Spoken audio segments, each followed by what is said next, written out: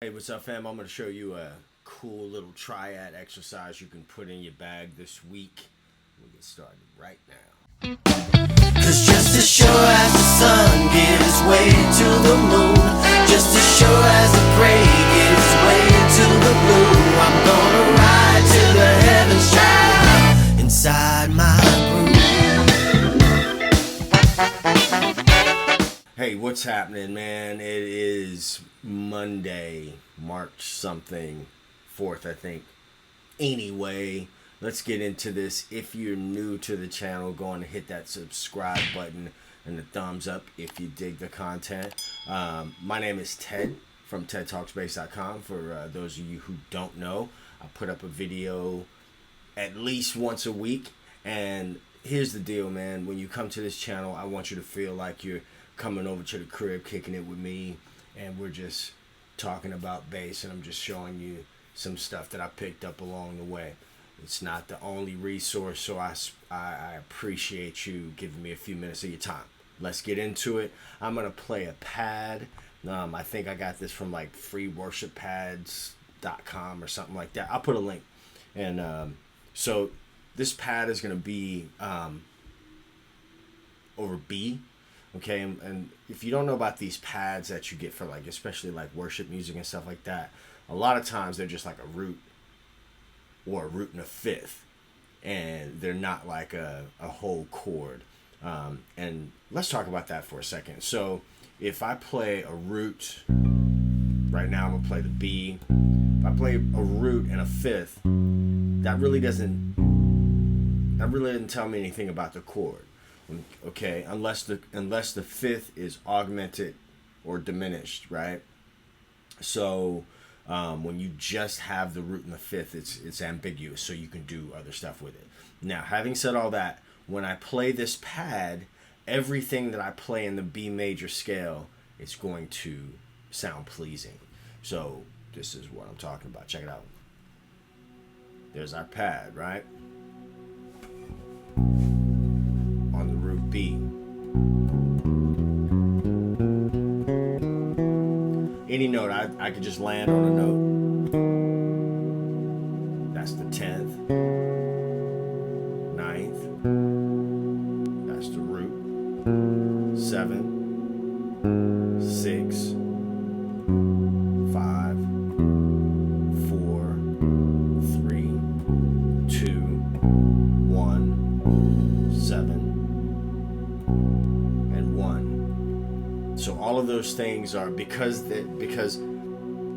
it's not just one chord being played, a whole chord. You know, you can really get better explanation. I can also play the relative minor of B, which would be G sharp minor. That's a wrong note, so that note doesn't sound so great there because it just doesn't.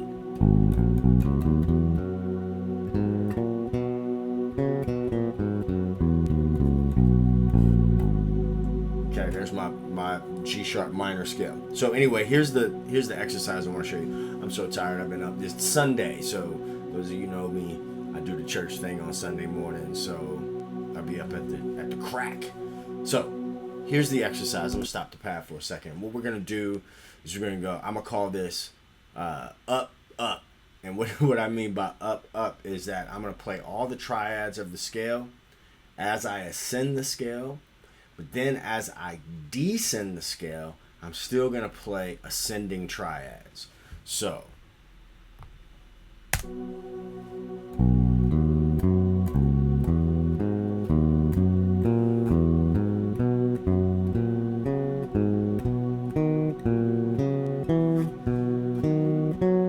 now when I go back down the scale,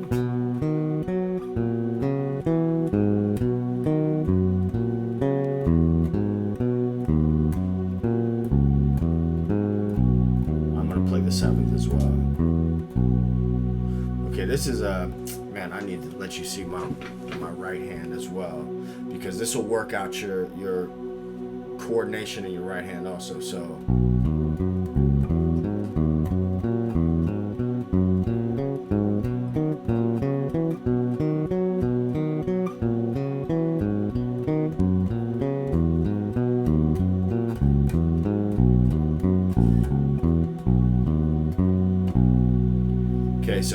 while you're doing this, don't try to do it fast or in time even. Take your time and figure out what you're playing. So let's talk about the shapes. A lot of times we learn these triad shapes, we learn them kind of individually and not necessarily what they look, sound, and feel like within the key. So there's my B major triad. Now my next triad in the scale is going to be that C sharp. C sharp is going to be minor. So we're not playing any notes that we haven't played in the scale. So, and we're not coming out of this hand position. So that's something you got to think about when you just get into it. So there's the root of the next chord, minor third, perfect fifth. So I've got major, minor, minor. Now if you look, you've got two different ways to play a minor. You've got two different ways right in this key to play a minor triad. So root, I'm sorry, 1 major, 2 minor, 3 is minor. There's another major triad. We've already seen that. Now here's a new way to play a major triad from the pinky. Now we've got another, that was our 5. So 4, 5. Now 6.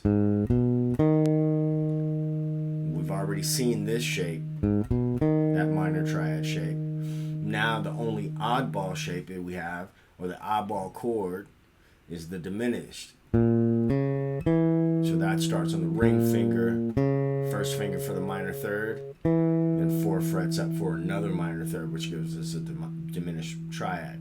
Now to get the root again, we are going to shift up. There's our home base. Okay, so going up.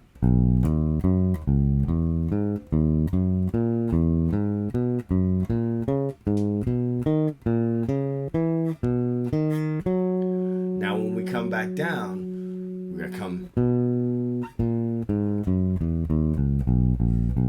come back down the scale, but we're still gonna play ascending triads. You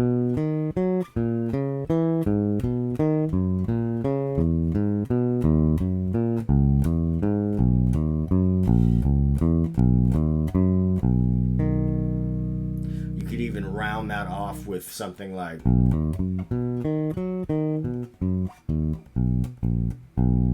so it sounds like a classical etude almost. So check it.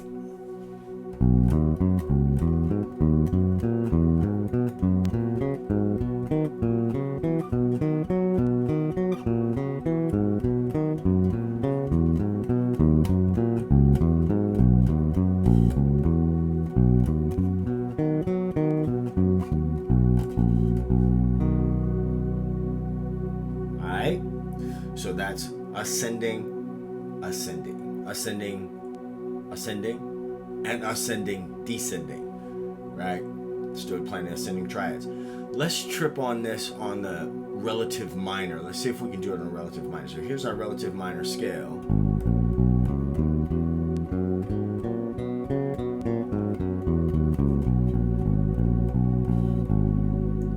And you can see, actually, just to kind of illuminate something else, if I play starting from the relative minor,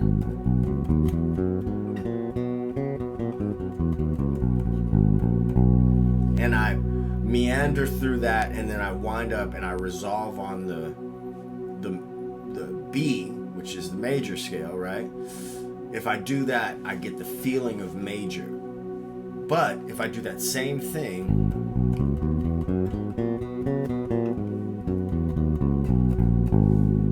resolve on that G sharp, the relative minor, then I have a feeling of minor. That's the emotion I get from the minor scale. So now you saw that I did this. When we go up the triads though, I'm not gonna do that shift. This is what I'm gonna do. There's my minor triad. There's a diminished triad because the 7th of the major is diminished, so that second chord in the minor is going to be diminished. So it's minor 1, diminished. There's my major scale my major triad starting from the pinky. Now, when I come to the 5th triad of the minor scale, there's 2 things I'm going to do. I'm going to show you 2 different ways. The first way, if we're talking natural minor, the 5th is also going to be minor. Okay, and I'll show you harmonic minor in a second. But when I come to do my 5th, I'm going to shift up this way. There's 1, there's 2, there's 3, which is major because we were talking about a minor scale now. 4 is minor now, 5 is minor. I shift it up, and now all I'm seeing is what I did here on the relative major. So shift up. There's my minor, major, major, and there's minor. Now we're going to stop there. Let me do that again. Ascending triads, ascending the minor scale. So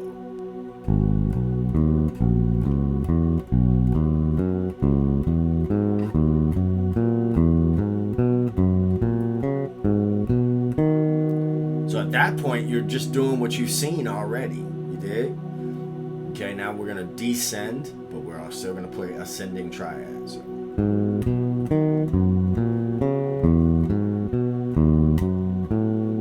Oops, wrong note. So let me try that again.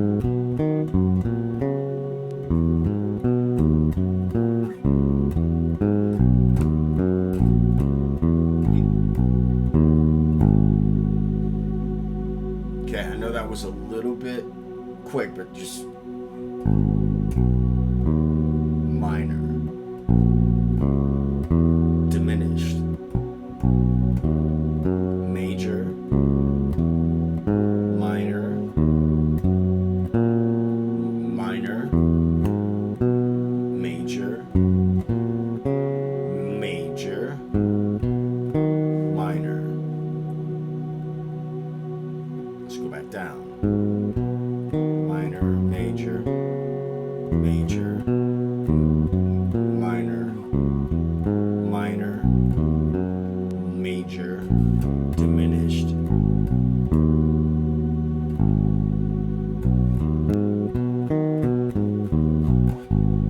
You can do the same thing, just kind of finish it out with a little bit of a musical phrase. So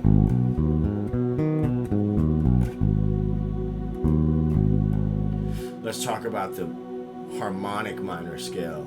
Harmonic minor would just be a raised 7th, which would then make the 5 of the minor scale major. So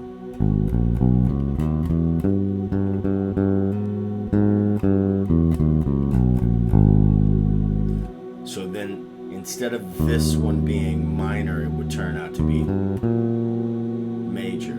Sounds a little crunchy.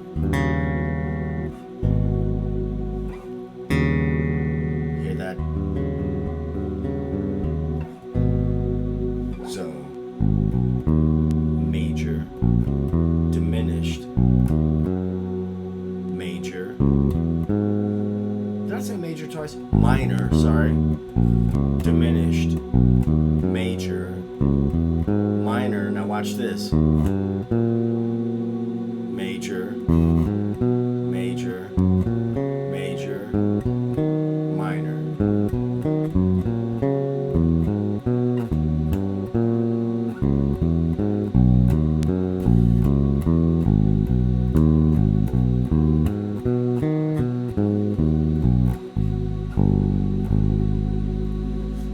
So this got a little long, so try that on for size this week.